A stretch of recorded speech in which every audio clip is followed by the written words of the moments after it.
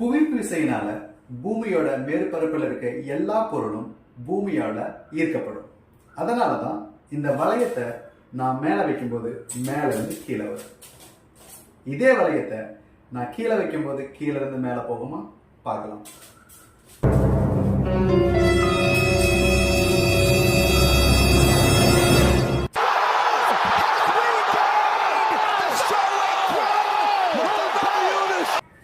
இதற்கு காரணம் நிறை மையமும் ஈர்ப்பு மையமும் மாறி இருக்கனால தான்.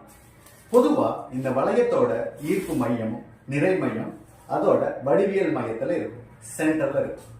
இப்போ இந்த வளையத்துல நான் இரும்பு குண்டு வச்சிருக்கனால இந்த வளையத்தோட ஈர்ப்பு மையமும் நிறை மையமும் அதோட வடிவியல் மையத்திலிருந்து கொஞ்சம் நகர்ந்திருக்கும். இதனாலதான் இந்த பொருளை நான் கீழே வைக்கும் போது கீழே இருந்து மேலே போகுது.